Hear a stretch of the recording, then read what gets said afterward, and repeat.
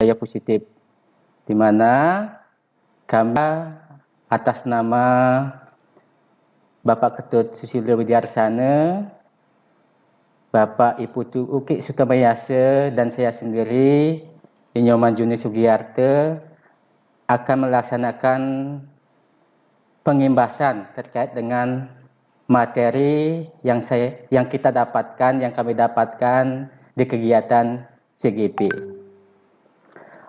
Untuk acara hari ini, agenda hari ini, ada beberapa hal yang ingin saya sampaikan. 1, pembukaan. 2, doa. 3, sambutan dari Bapak Kepala Sekolah. 4, kegiatan inti. 5, tanya jawab. Dan yang ke-6, penutup. Untuk itu, supaya kegiatan hari ini supaya berjalan dengan lancar, marilah kita bersama-sama berdoa menurut agama dan kepercayaannya masing-masing. Berdoa dimulai.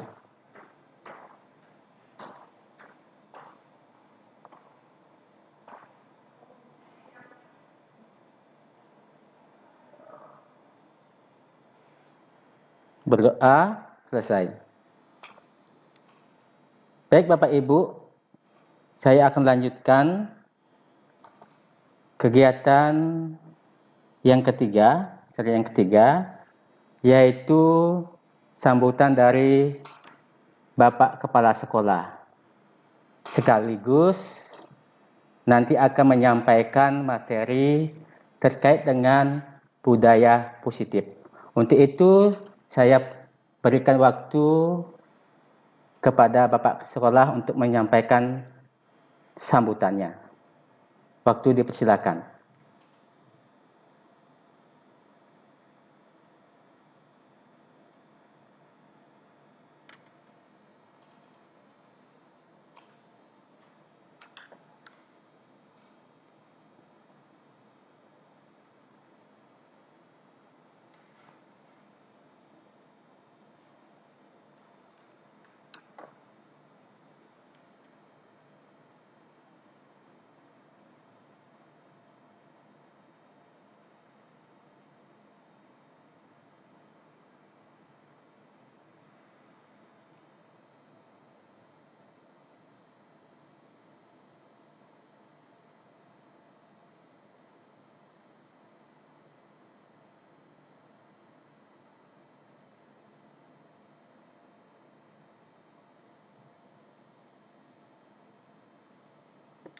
Silakan Bapak Sus untuk menyampaikan Bapak Sekolah.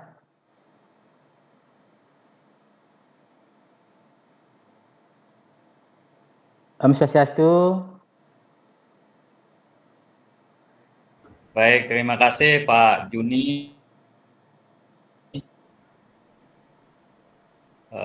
Hari ini sebelum saya mungkin masuk pada materi, Bapak Ibu sekalian, saya akan memberikan arahan selaku kepala sekolah yang juga pada kesempatan ini selaku calon guru penggerak Angkatan ke-7 Kabupaten Buleleng.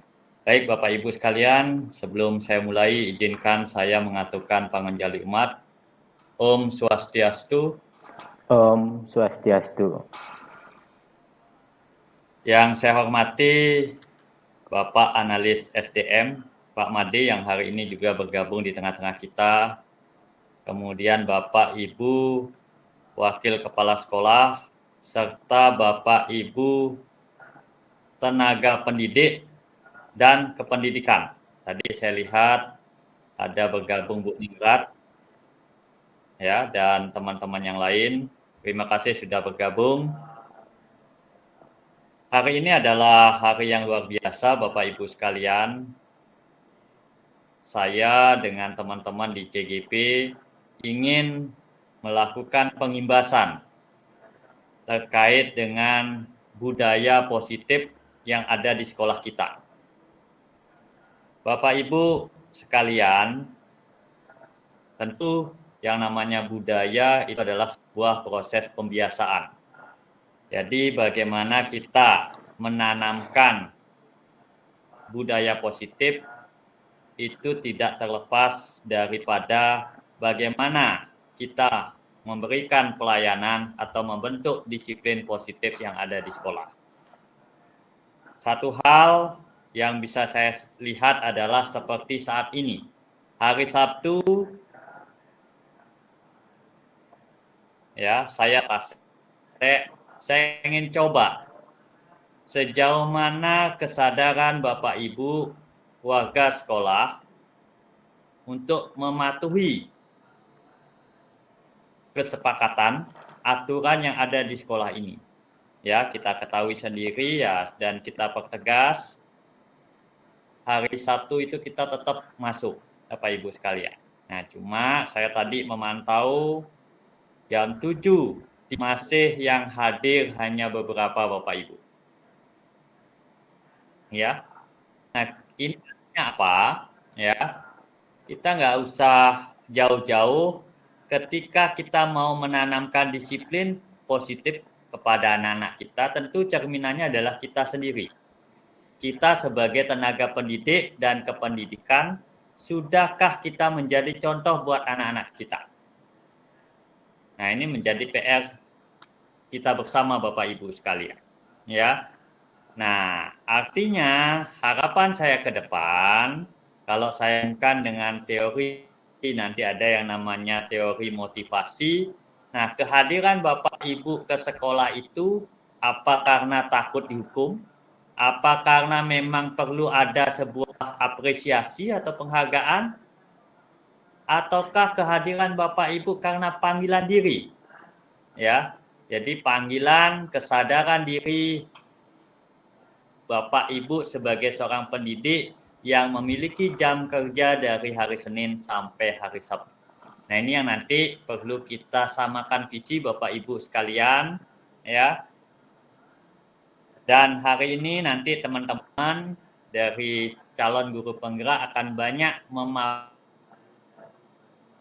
terkait dengan budaya positif, filosofi pendidikan Ki Hajar Dewantara, kemudian bagaimana kita membangun disiplin positif, kemudian bagaimana teori perilaku, bagaimana membuat keyakinan kelas, sampai nanti bagaimana kita menyelesaikan suatu masalah dengan segitiga restitusi.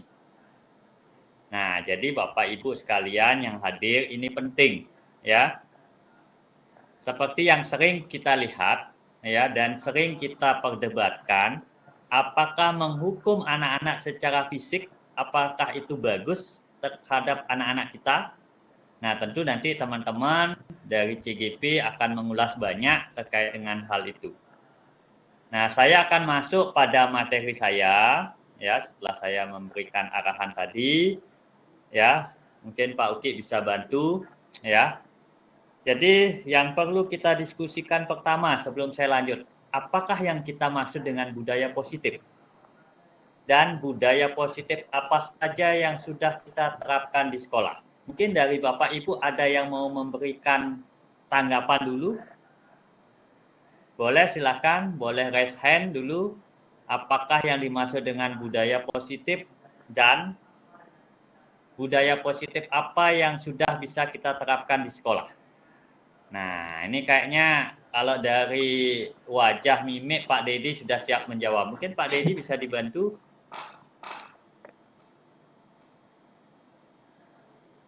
Silakan Pak Dedi.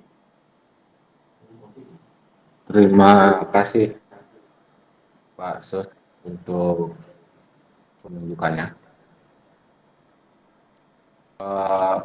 Terkait dengan apa yang dimaksud budaya positif, itu versi saya adalah sebuah pembiasaan tentu yang akan membawa pengaruh baik minimal terhadap diri sendiri dan tentu nanti akan berimbas kepada orang lain. Kalau bicara mengenai budaya positif apa yang sudah ada di sekolah, nah pertama banyak mungkin budaya positif yang sudah kita lakukan di sekolah.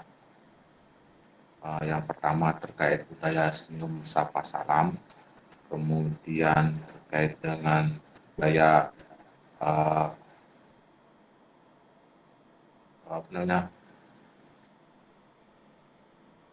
minta tolong, kemudian lagi budaya 1 meter itu setiap 1 meter tuh anak-anak diminta untuk menjaga kebersihan 1 meter 1 pin istilahnya. Nah, itu beberapa budaya yang sudah ada di sekolah kita. Itu saja Pak Sus. Saya tidak sebutkan banyak, nanti yang lainnya dapat bagian. Ya, terima kasih Pak Dedi. Ya, ternyata di sekolah ini sudah banyak budaya sekolah yang sudah diterapkan. Nah, pertanyaan saya adalah apakah tadi sudah yang disampaikan oleh Pak Dedi itu dilakukan karena diri sendiri, artinya dari diri sendiri, apa karena takut ada hukuman dari Pak Dedi? Nah, ini yang nanti saya akan banyak ya. Kalau kita lihat budaya positif sudah disampaikan oleh Pak Dedi tadi, budaya positif di sekolah itu adalah nilai-nilai dan kebiasaan-kebiasaan yang ada di sekolah yang berpihak pada peserta didik, ya, sehingga mereka dapat berkembang menjadi pribadi yang kritis, penuh hormat dan bertanggung jawab. Nah, ini kira-kira apa yang sudah kita kembangkan sudah menjadi pribadi yang kritis, ya, penuh hormat dan bertanggung jawab. Nah, ini yang nanti kita akan diskusikan bersama. Nah, kemudian selanjutnya, saya ingin mengajak Bapak Ibu memahami kembali filosofi pendidikan Ki Hajar Dewantara. Nah, ini saya yakin di setiap pelatihan apapun, pertemuan-pertemuan ini selalu ditekankan. Karena kita sekian ganti kurikulum, kita kadang lupa. Ya, saya ingatkan Bapak Ibu terkait dengan filosofi pendidikan Ki Hajar Dewantara. Jadi yang pertama adalah semua anak terlahir dengan bakatnya masing-masing. Jadi setiap anak itu unik. Ya, jadi kita nggak bisa sama ratakan.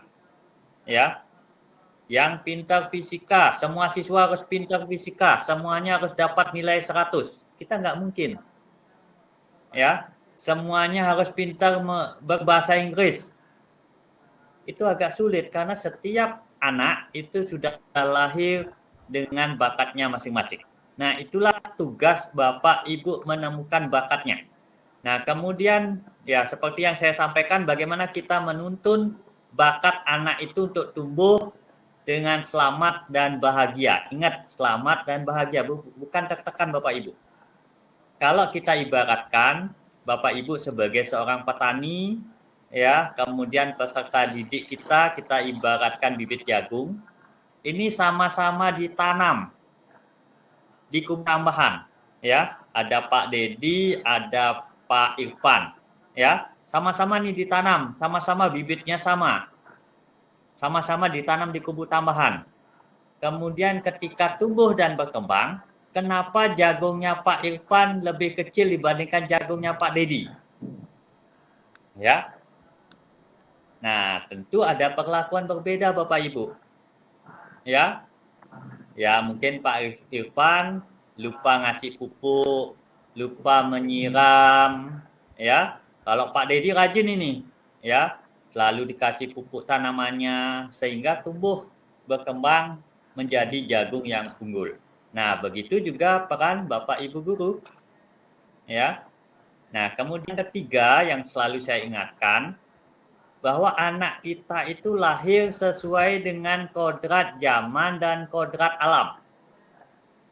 Ya, kita nggak boleh lagi seperti zaman kita, ya, ngajarin matematika, yang bisa hitung-hitungan, tidak boleh istirahat.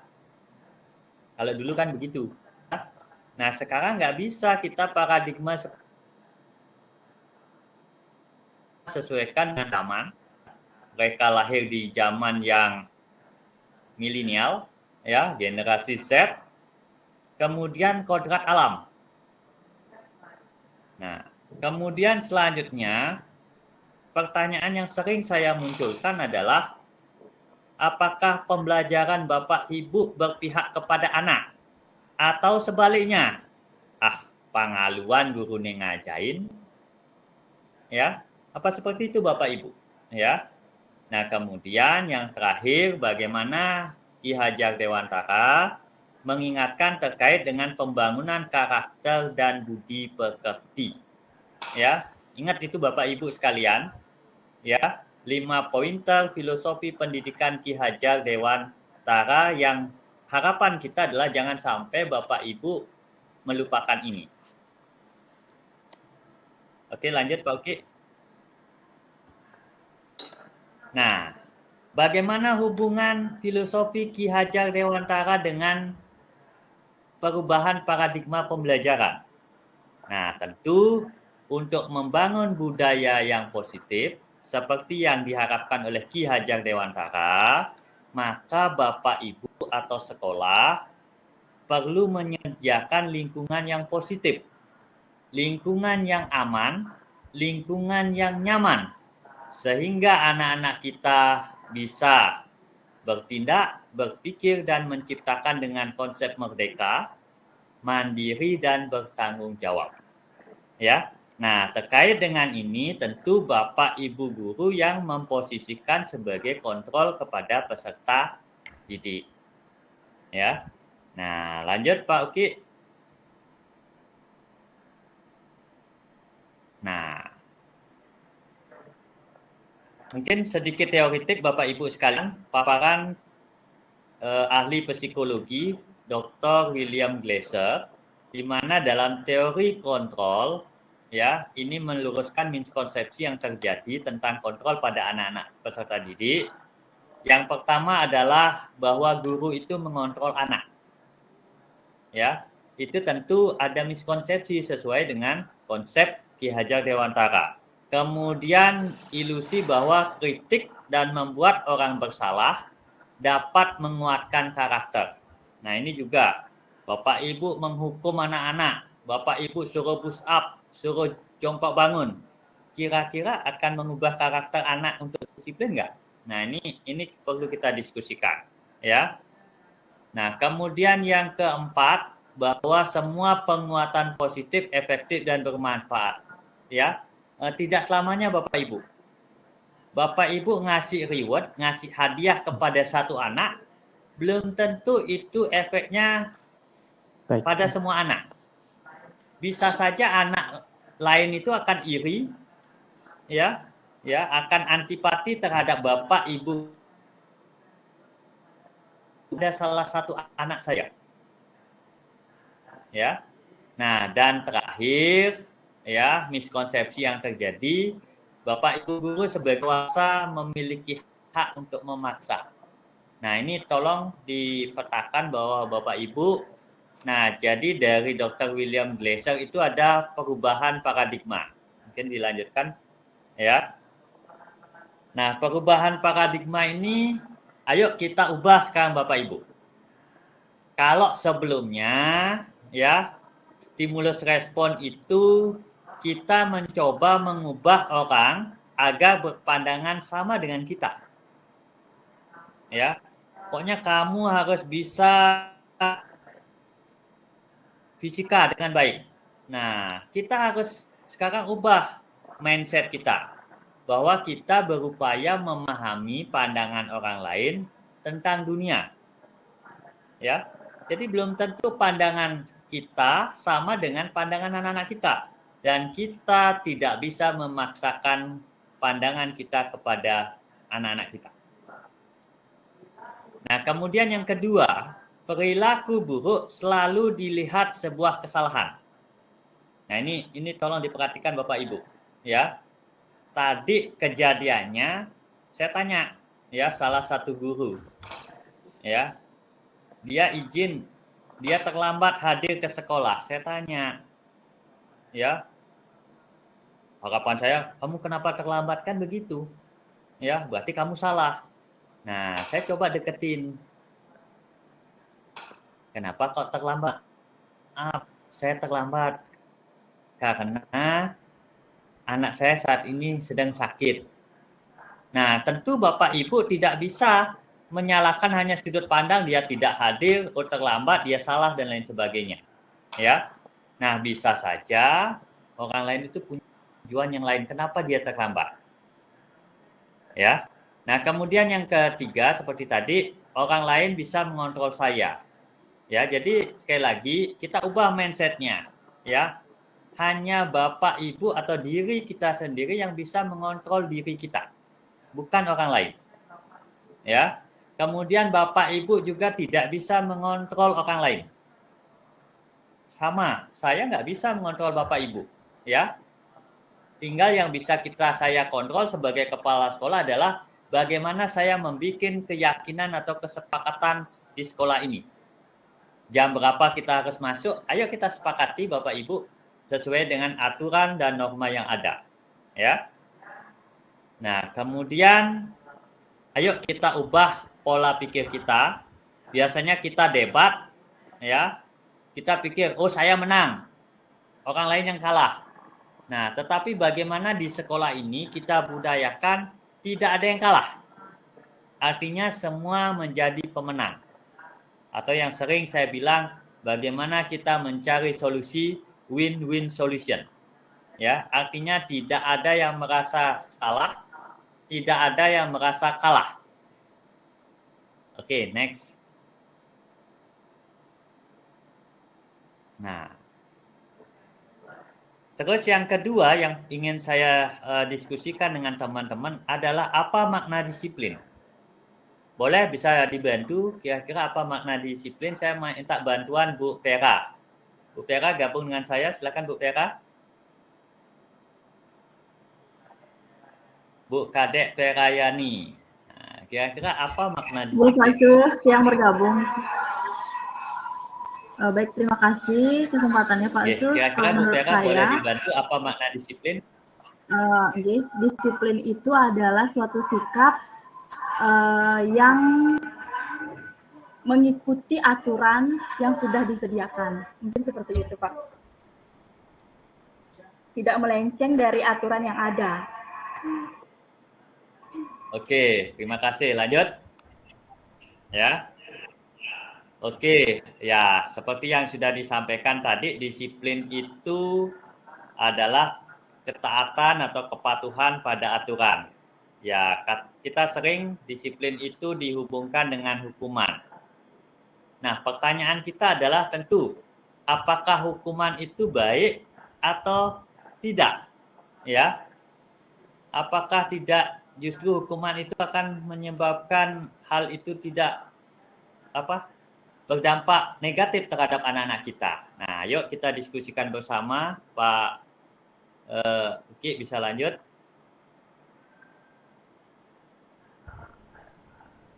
Nah, kalau kita lihat filosofi pendidikan Ki Hajar Dewantara, bagaimana anak itu bisa mencapai kemerdekaannya, ya, dengan syarat utama adalah disiplin yang kuat, ya. Nah, disiplin yang kuat ini harapannya adalah bukan karena faktor eksternal, bukan karena paksaan, tetapi lebih karena faktor daripada internal, artinya motivasi dari diri sendiri.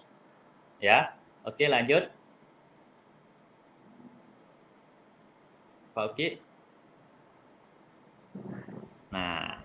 Nah ini, ayo saya ingin mengajak Bapak Ibu untuk merenung.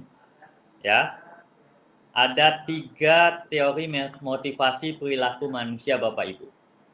Ya. Nah, yang pertama itu apakah anak-anak yang kita hukum, ya, misalnya dia disiplin di sekolah, hadir tepat waktu, itu apakah karena memang dia menghindari ketidaknyamanan atau menghindari hukuman? Kemudian yang kedua, apakah dia hadir seperti tadi Bapak Ibu guru hadir di olahraga, apa karena memang mendapatkan imbalan? Ya, biar dilihat sama kepala sekolah rajin.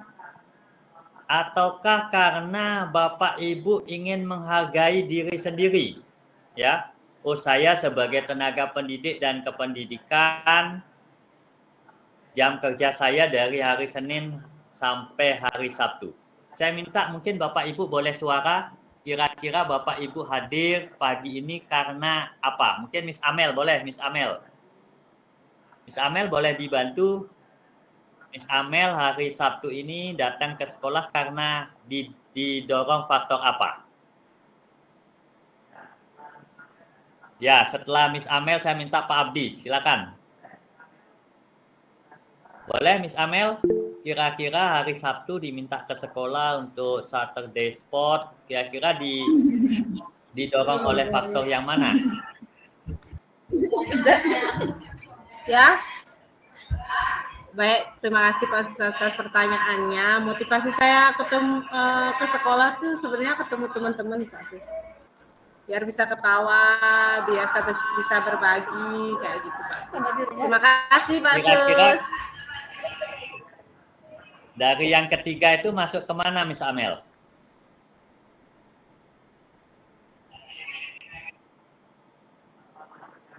Kasih eksternal. Apa masuk yang pertama karena takut dihukum di absen sama kepala sekolah?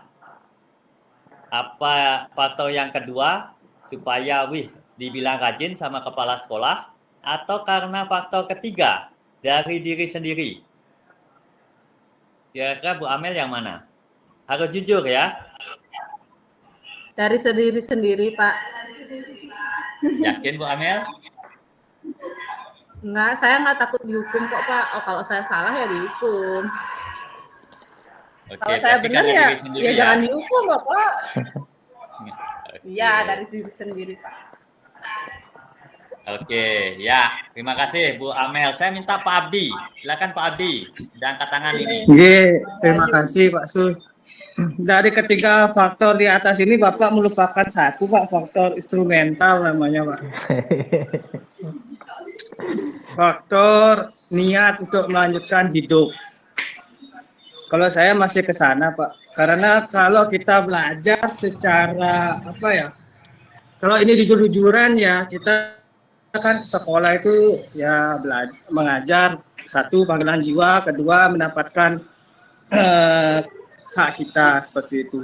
Jika sekarang kan siswa hanya fokusnya ke siswa bagaimana kita, tapi kalau gurunya belum sejahtera, ya sama aja Pak, mau diganti kurikulum mungkin merdeka, bebas, freedom, apa aja akan tetap sama kalau menurut saya sih Pak ya. Yang terpenting adalah gurunya sejahtera, gampanglah kita untuk mengajarkan ke muridnya. Ada apa ya teori yang saya lupa saya dapatkan pada saat saya PPG seperti itu Pak. Jadi diibaratkan sebuah karyawan kita di sini kan artinya melayani, sama kita ibaratkan seperti kita karyawan dalam sebuah restoran. Jika gaji dan segala sesuatunya itu sesuai, berarti pelayanan itu pasti bagus Pak. Jika sampai sekarang pun misalnya maaf ya kontrak juga belum dapat gaji, mungkin ya ada bukannya salahnya Bapak, mungkin ada ke dinas. Seperti itu ya, gimana mau pelayanan sedangkan kita nggak munafik Pak ya, kita ke sekolah juga pakai bensin. Kalau misalnya kan banyak guru yang juga mengutang atau menggunakan tabungannya sendiri. Kalau saya itu, menurut saya itu guru itu sudah sangat loyalitas kalau menurut saya Pak. Mungkin itu aja Pak ya. Terima kasih. Ya, Pak Abdi, boleh kita diskusi sebentar. Kira-kira Pak Abdi kalau memberikan pelayanan itu masuk kategori teori yang mana? Kalau ke melayani mungkin teorinya belum saya baca Pak, baru saya sampai ke teori instrumental aja karena sesuai. Nah, kira-kira dari tiga teori yang saya sampaikan, mulai karena takut untuk menghindari ketidaknyamanan atau hukuman, kemudian supaya dibilang rajin atau ada prestisenya, atau memang kesadaran diri sendiri. Mungkin Pak Abdi ketika memberikan pelayanan masuk yang mana? Kesadaran diri sendiri Pak, karena sebagai guru kan mengikat sama seperti tugas profesi yang lain yang ada dalam apa namanya yang termaktub untuk melayani masyarakat. Guru kan adalah salah satu contoh profesi ke pelayanan. Oke, terima kasih. Berarti sudah punya motivasi internal ya Pak Abdi ya. Iya Sudah punya Pak. tujuan disiplin positif. Oke, kalau dari saya kira-kira Bapak Ibu itu dulu, mungkin nanti lebih lanjut teman-teman dari CGP yang lain yang akan melengkapi. Untuk itu waktu saya serahkan kepada teman-teman, mungkin Pak Uki atau Pak Juni, silakan. Baik, terima kasih Bapak Susilo. Tadi sudah banyak memberikan atau berbagi terkait dengan budaya positif. Tadi sudah banyak sekali disampaikan, ya. Terima kasih Pak Susilo. Semoga apa yang disampaikan bisa menjadi acuan pembelajaran untuk kita semua di sekolah ini, untuk kemajuan sekolah kita nanti. Oke, berikutnya waktu saya persilakan kepada Bapak Uki, ya, Bapak Putu Uki, untuk menyampaikan terkait dengan budaya positif. Silakan Bapak Uki, waktu dipersilakan.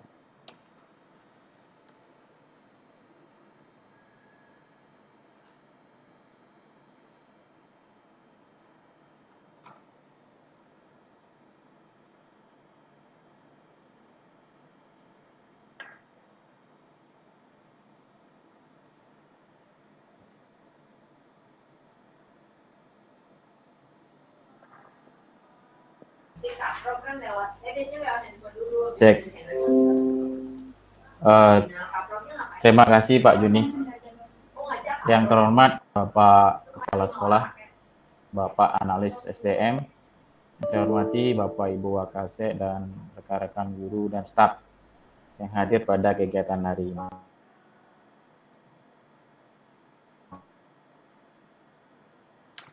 Dengan diseminasi budaya positif pada hari ini. Nah, tema atau reward begitu.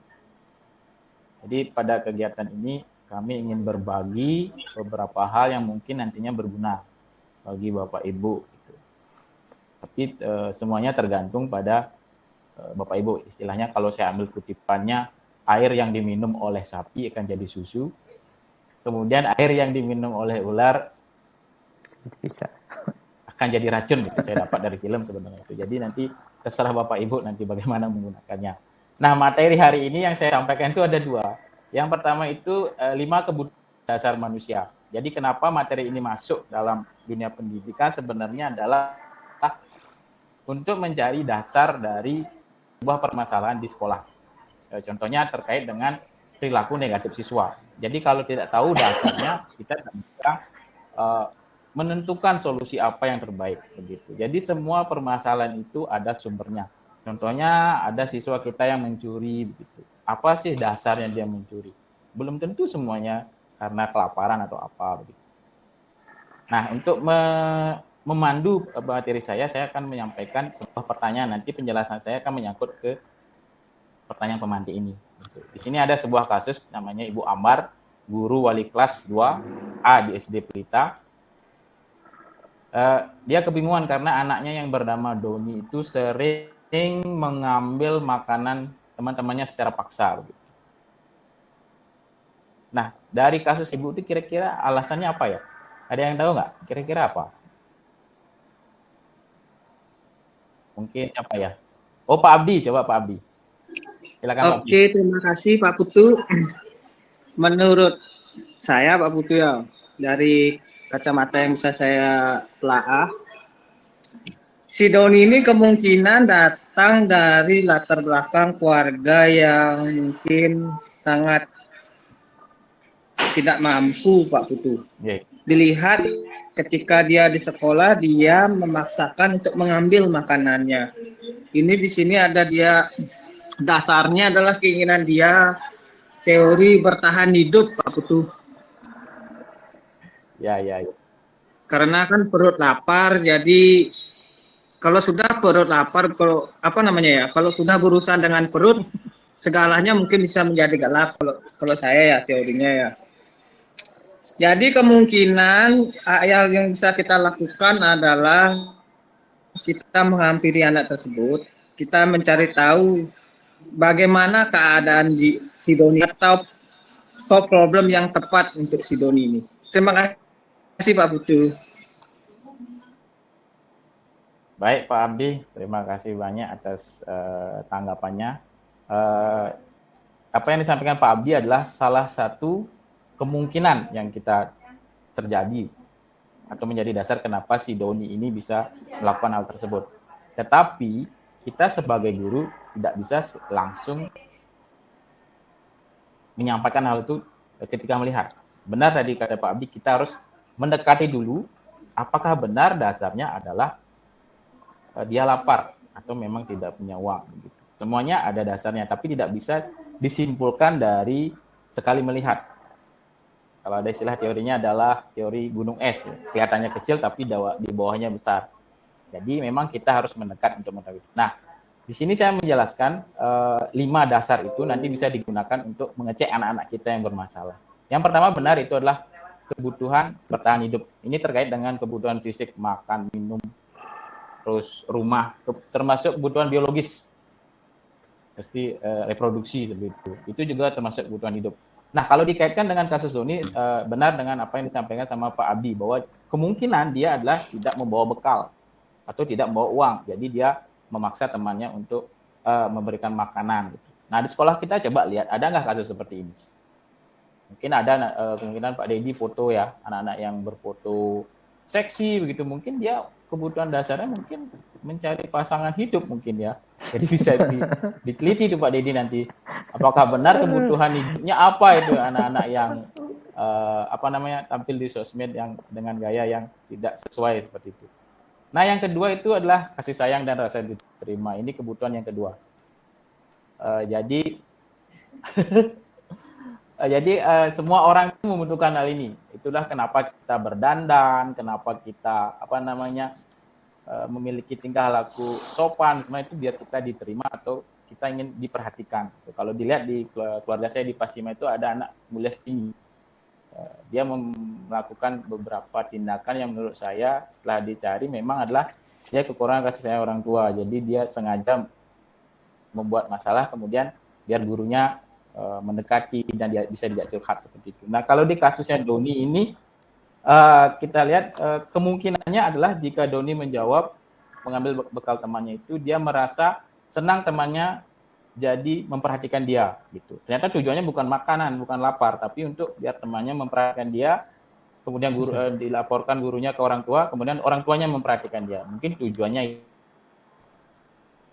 yang adalah penguasaan. Ini kebutuhan atas pengakuan dan kemampuan. Ini semua orang membutuhkan ini. Kenapa orang itu belajar dengan giat, kemudian melakukan sesuatu.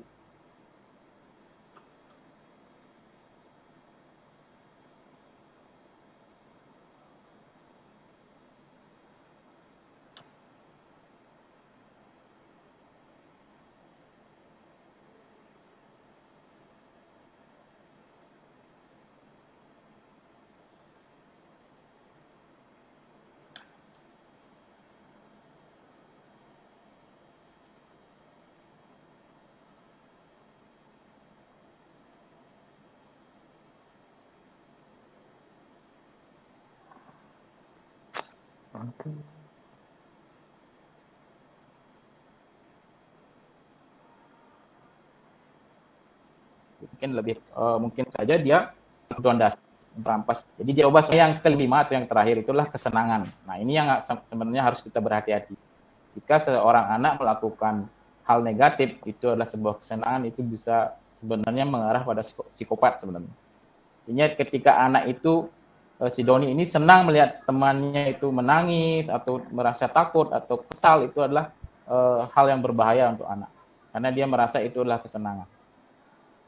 Nah, itu Bapak Ibu dari apa yang saya dapatkan di Guru Penggerak ini adalah 5 kebutuhan dasar ini bisa digunakan nanti untuk mengecek anak-anak kita yang bermasalah. Saya sudah terapkan di Gerha berapa kali. Contohnya kayak Lusri itu, kenapa dia pendiam, terus dia membuat banyak hal, itu ternyata dia memang kebutuhannya adalah untuk menunjukkan dirinya dia bisa. Dan juga anak-anak yang lain sebenarnya, gitu. Seperti Suci misalnya. Suci kemarin juga banyak melakukan kesalahan. Saya lihat emang dia dia pengen kebebasan gitu. Karena dia di rumahnya dilarang untuk berpacaran, jadi di sekolah meluapkan itu. Seperti itu. Jadi ini salah satu dasar yang saya belakang ini saya gunakan untuk ngecek anak-anak saya gitu. Kenapa anak ini begini gitu. Ternyata memang belum 100% saya temukan bahwa ini manfaatnya, tapi sebagian besar saya sudah tahu bahwa ada dasar yang bisa gunakan untuk mencari solusi untuk anak-anak yang bermasalah. Nah, yang selanjutnya ini biar cepat, 5 posisi kontrol. Nah, ini akan sangat menarik bagi kita, bakal mengetahui kita guru yang apa begitu. Jadi yang pertama itu ada guru penghukum. Nah, guru penghukum ya, itu guru yang selalu menggunakan hukuman fisik atau verbal gitu. Nah, ciri-cirinya nada suara tinggi, bahasa tubuhnya mata melotot, jari menunjuk, menghardik. Nah, itu ada contoh kalimatnya yang sering digunakan itu. Awas kamu dan sebagainya. Nah, dampaknya itu adalah kemungkinan murid marah dan mendam atau bersifat agresif. Nah, kalau kita melihat anak-anak itu yang semakin agresif itu kemungkinan adalah sering dihukum. Gitu. Sudah sering dihukum kok tambah agresif. Nah, itu karena dampaknya dia mungkin pendendam atau marah. Di kehidupan guru pun mungkin sama seperti itu. Kalau dihukum mungkin semakin melunjak seperti itu ya. Kita nggak tahu. Nanti kita berefleksi sendirilah gitu, bukan untuk menyalahkan orang lain. Nah, yang kedua adalah pembuat merasa bersalah. Ini ada yang guru sejenis ini. Jadi guru ini bahasanya lebih lembut, cuma dia membuat anak merasa bersalah. Dia menggunakan keheningan biasanya. Jadi anak-anak itu akan nanti merasa tidak nyaman. Ciri-cirinya nada suaranya memelas, halus, sedih, bahasa tubuhnya merapat pada anak dan lesu. Nah, contohnya kalimat di sana, ibu kecewa dengan kamu, seperti itu. Bapak berapa kali harus memberitahu kamu, gimana coba, seperti itu. Ada bahasa-bahasa yang membuat anak-anak itu merasa bersalah. Dampaknya sederhana, anak-anak akan merasa bersalah dan merasa menjadi orang gagal karena tidak sanggup membahagiakan orang lain. Jadi patokannya itu adalah guru yang membuat dia masalah, bukan dari diri sendiri. Jadi ketika ketemu guru itu, saya malu, saya malu dengan guru itu. Jadi dia melakukan sesuatu karena malu dengan guru itu, karena merasa bersalah dengan guru itu, bukan dengan niatnya sendiri. Nah, ini yang ketiga, teman. Ini paling banyak saya lihat. Guru yang menjadi teman. Jadi guru ini favorit biasanya. Jadi nada suaranya ramah, akrab, bercanda, bahasa tubuhnya dia merapat, gitu, sering bercanda, matanya senyum jenaka gitu. Saya lihat guru di sini sebagian besar adalah guru sebagai teman gitu. Dan dia sering bercanda gitu. Dampaknya memang sebagian besar adalah positif.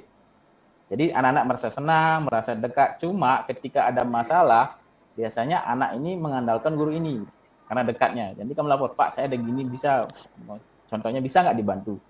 Ataupun anak ini akan melakukan sesuatu jika guru yang jadi temannya yang menyuruh. Jadi tidak berdampak kepada orang lain, guru yang lain gitu. Misalnya saya punya anak, siapa misalnya, si Lusri misalnya, dia mungkin hanya mendengarkan saya ketika ngasih pengumuman, tapi ketika misalnya Pak Dedi yang ngasih pengumuman mungkin tidak didengarkan karena dia hanya merasa berteman dengan saya. Nah, itu dampak negatif dari guru sebagai teman.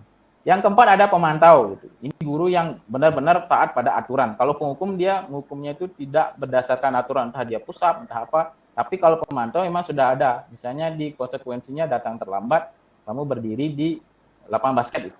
Berarti dia akan mengambil aturan yang sudah ada.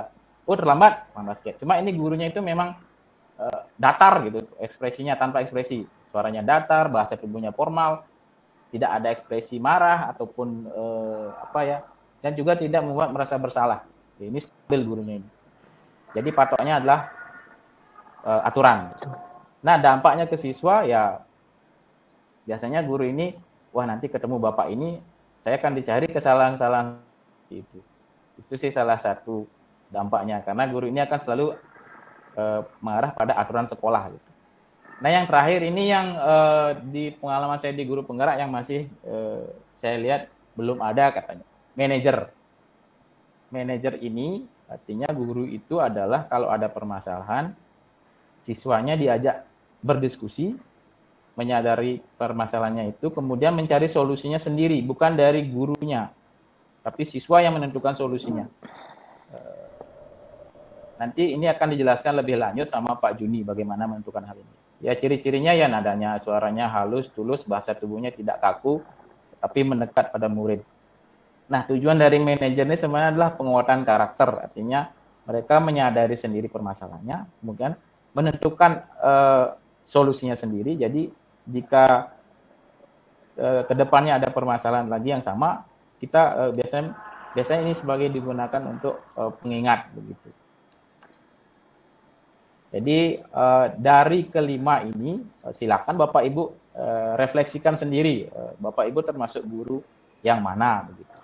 Nah, di sini saya coba membuka sesi diskusi. Adakah yang mau menyampaikan dari Bapak Ibu? Kira-kira Bapak Ibu itu jenis guru yang mana gitu? Jadi, ayo siapa yang mau menyampaikan? Pak Dedi mungkin? Pak Made, gimana Pak Made? Coba. Pak Astre, silakan Pak Astre.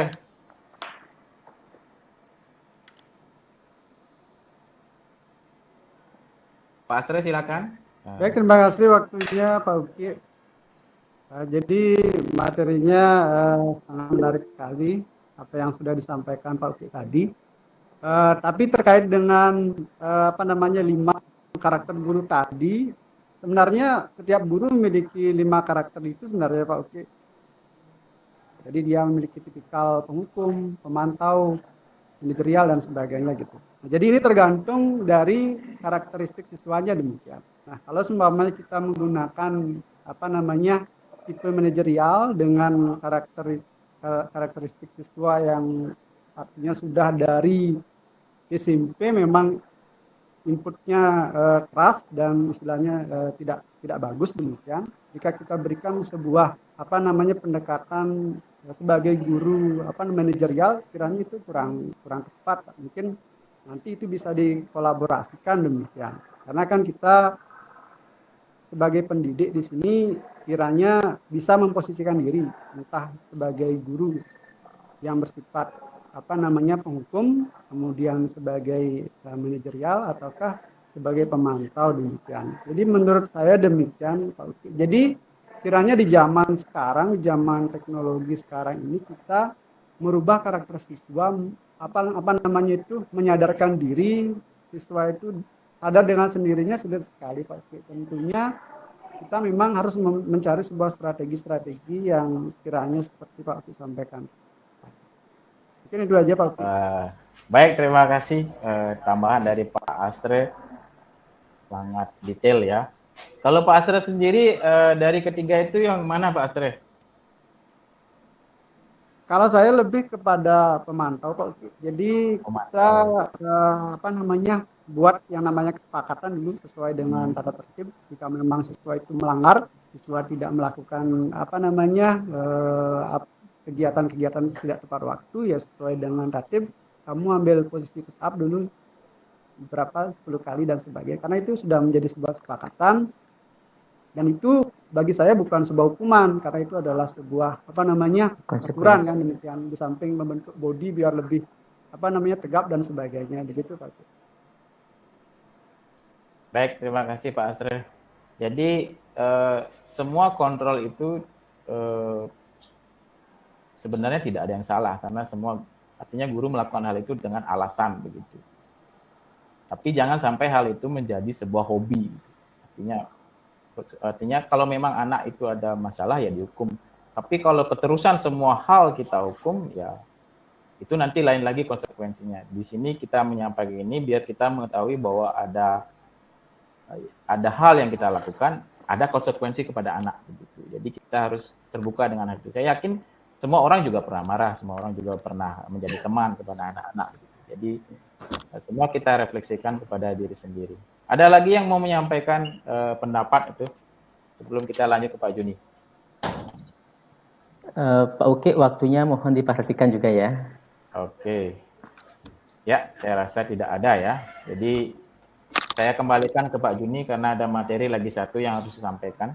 Pak Juni, saya kembalikan waktunya. Baik, terima kasih Bapak Uki. Sangat luar biasa sekali tadi sudah menyampaikan terkait dengan kebutuhan dasar manusia dan fungsi kontrol seorang guru. Nah, sekarang saya berikutnya akan menyampaikan terkait dengan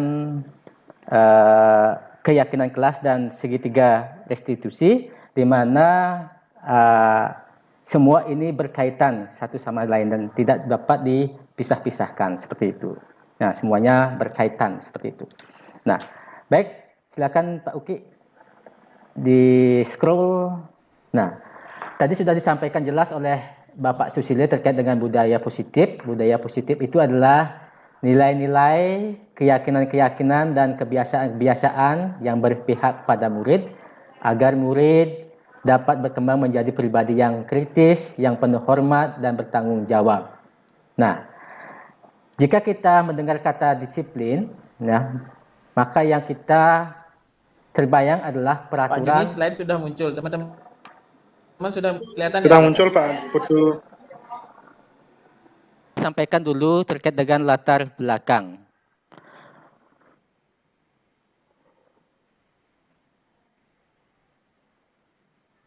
Oke, tadi sudah disampaikan bahwa budaya positif itu adalah membentuk anak menjadi pribadi yang memiliki jiwa-jiwa yang kritis, penuh hormat dan bertanggung jawab.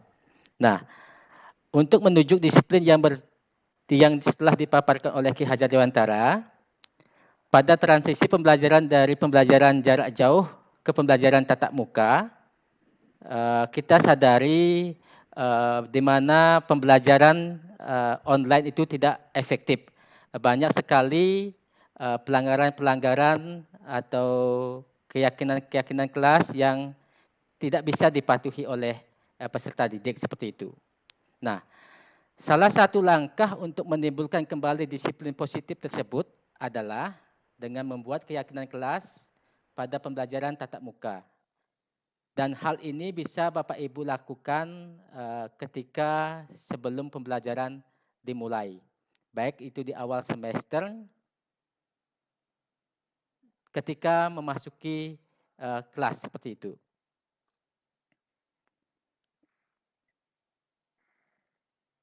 Silakan dinaikkan Pak.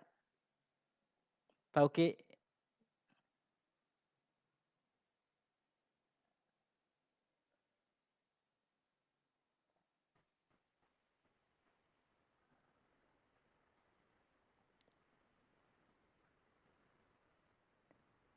Next Pak Uki, seperti yang kita ketahui, keyakinan kelas adalah satu disiplin positif yang bisa kita terapkan dalam membangun budaya positif di sekolah. Dengan adanya keyakinan kelas, di setiap kelas diharapkan dapat mewujudkan tujuan pendidikan yang berorientasi kepada profil pelajar Pancasila. Seperti itu Pak. Oke. Sampun itu Pak Juni, pengertian sudah ditampilkan. Oke. Sekarang lanjut ke tujuan keyakinan kelas.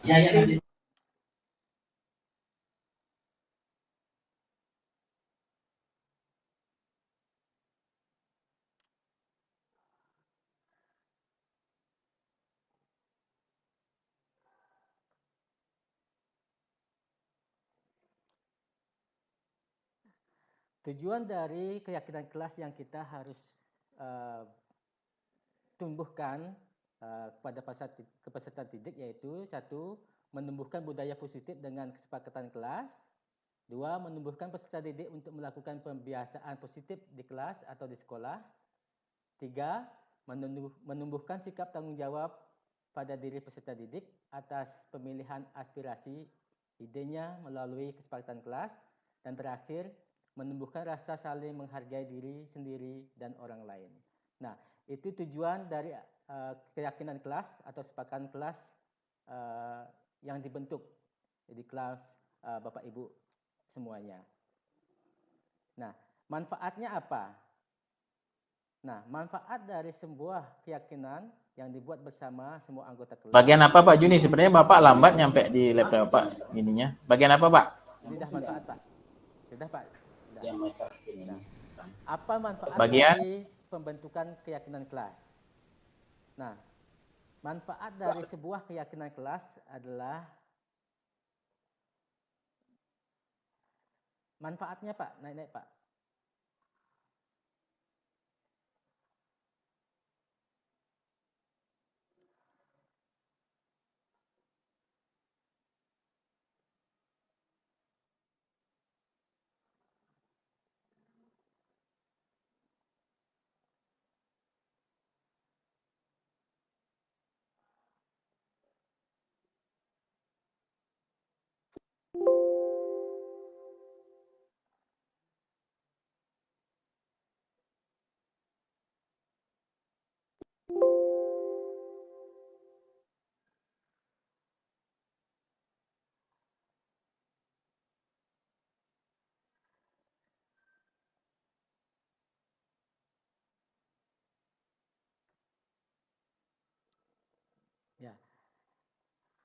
Manfaat dari keyakinan kelas yaitu semua anggota kelas, guru dan murid.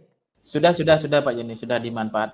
Guru dan murid bisa ya diharapkan dapat meningkatkan kedisiplinan murid, yakni disiplin diri yang muncul dari dalam diri sendiri, bukan dari paksaan dan dalam bentuk aturan dan sanksi. Nah, itu manfaat dari pembentukan keyakinan kelas.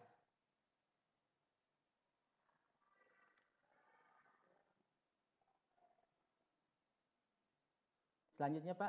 Pak Juni, sudah kelihatan nih teman-teman Pak Juni slide-nya. Jadi Pak Juni jelaskan saja langsung, nanti saya mengarahkan slide-nya. Mungkin lambat di Pak Juninya Pak.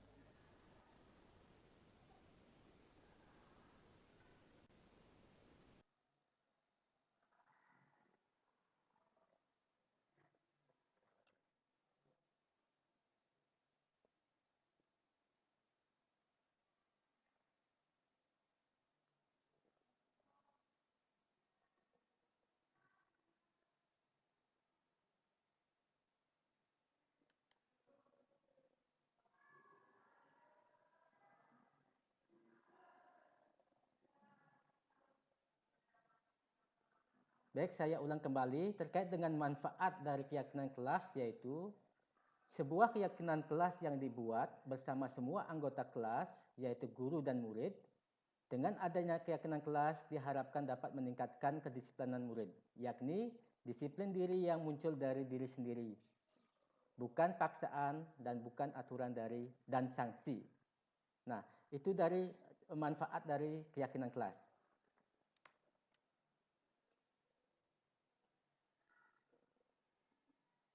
Nah, Bapak Ibu semuanya, terkait dengan apa yang saya sampaikan dengan keyakinan kelas, di mana harapan saya kepada Bapak Ibu ketika sebelum memulai pembelajaran diharapkan untuk membuat suatu keyakinan kelas, di mana kesepakatan itu bisa dilakukan atau dibentuk secara bersama-sama dengan guru, dengan siswa di kelasnya itu sendiri. Nah, selanjutnya saya sampaikan terkait dengan segitiga restitusi. Nah, menurut Gonsan, restitusi adalah proses menciptakan kondisi bagi murid untuk memperbaiki kesalahan mereka, sehingga mereka bisa kembali ke kelompoknya mereka dengan karakter yang lebih kuat. Nah, itu menurut Gonsan terkait dengan restitusi. Nah, restitusi juga berarti proses kolaborasi yang mengajarkan murid untuk mencari solusi untuk menyelesaikan masalah yang dihadapinya dan membantu murid untuk berpikir untuk seperti apa yang mereka harapkan. Nah, itu pengertian dari restitusi, di mana kita tidak memberikan jawaban atas permasalahan yang dihadapi anak-anak. Namun, kita memberikan ruang kepada peserta didik untuk mencari solusi terkait dengan masalah yang dihadapinya. Nah, di sini berkaitan dengan posisi kontrol yang sudah disampaikan tadi oleh Bapak Uki seperti itu. Nah, adapun silakan naikkan Pak.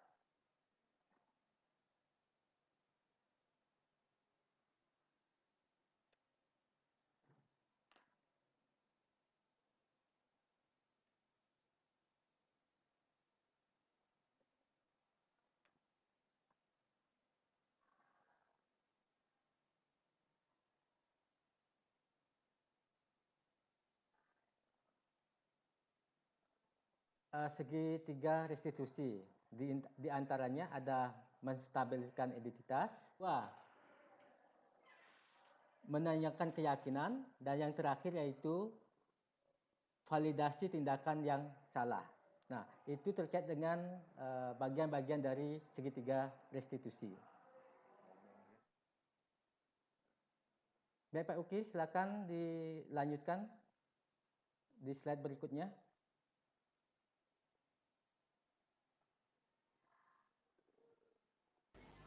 Slide segitiga restitusi Pak ya. Sudah Niki, Pak.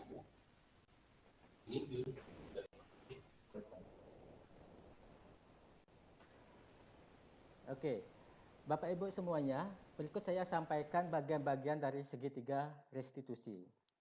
Adapun bagian-bagian segitiga restitusi, yang pertama yaitu menstabilkan identitas, di mana pada bagian ini adalah dasar segitiga bertujuan untuk mengubah identitas anak dari orang yang gagal karena melakukan kesalahan menjadi orang yang sukses, seperti itu. Nah, di sini ada beberapa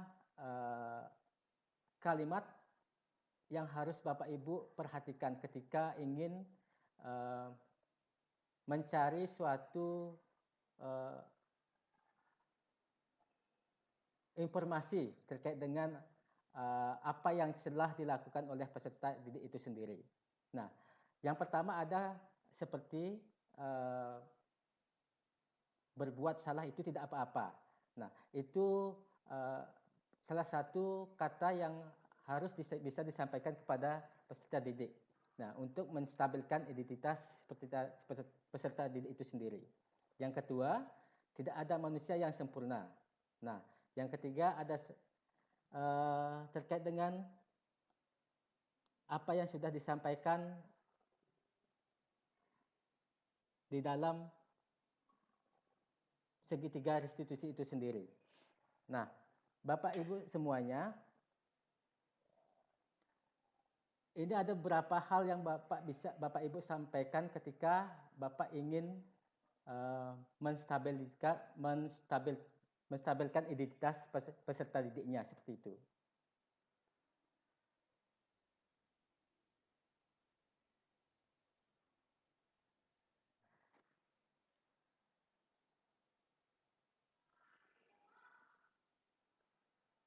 Yang berikutnya terkait dengan validasi tindakan yang salah. Menurut teori kontrol, semua tindakan manusia baik atau buruk pasti memiliki maksud tujuan tertentu. Nah, seorang guru yang memahami teori kontrol pasti akan mengubah pandangannya dari teori stimulus respon ke cara berpikir proaktif yang mengenali tujuan dari setiap tindakan yang dilakukan oleh peserta didik itu sendiri. Nah, kita mungkin tidak suka sikap seorang anak yang terus-menerus merengek atau melakukan suatu kesalahan.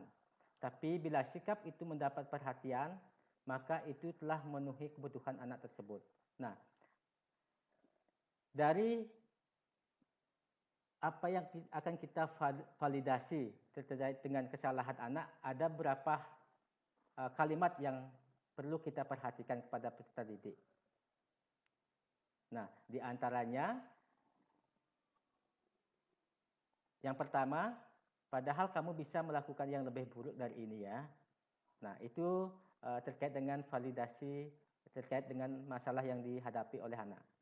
Yang kedua, kamu pasti punya alasan mengapa melakukan hal itu. Dan ketiga, kamu patut bangga pada dirimu sendiri karena telah melindungi suatu yang penting buat kamu sendiri. Nah, itu beberapa kalimat yang bisa digunakan ketika Bapak Ibu ingin memvalidasi tindakan yang salah pada peserta didik. Nah, ketika Bapak Ibu sudah melaksanakan memvalidasi kesalahan yang dihadapi oleh peserta didik, nah di sini Bapak Ibu akan menanyakan keyakinan kelas yang sudah Bapak Ibu buat, atau keyakinan atau peraturan kesepakatan yang sudah Bapak Ibu sepakati dengan peserta didik. Nah, teori kontrol menyatakan bahwa kita ada pada dasarnya termotivasi untuk secara internal untuk melakukan salah satu validasi. Dan maka setiap anak perlu kita ketahui dan kita ingatkan apa-apa keyakinan kelas yang atau kesepakatan yang sudah kita sepakati bersama-sama, seperti itu. Nah, dari keyakinan-keyakinan yang sudah kita sepakati buat terapkan pada anak-anak, itu kita tanyakan kembali kepada peserta didik seperti itu. Nah, Bapak Ibu semuanya, terkait dengan apa yang sudah saya sampaikan, semoga dengan materi keyakinan kelas dan segitiga restitusi ini, kita bisa memberikan pelayanan yang terbaik kepada peserta didik, sehingga apa yang ingin kita capai bisa kita wujudkan seperti itu. Nah, dengan apa yang sudah saya sampaikan tadi terkait dengan segitiga restitusi, berakhir pula terkait dengan materi budaya positif. Nah, untuk itu saya selaku moderator akan memberikan waktu kepada Bapak Ibu untuk Terima kasih Pak, slide-nya itu Pak, sudah habis. Untuk melakukan sesi tanya jawab seperti itu.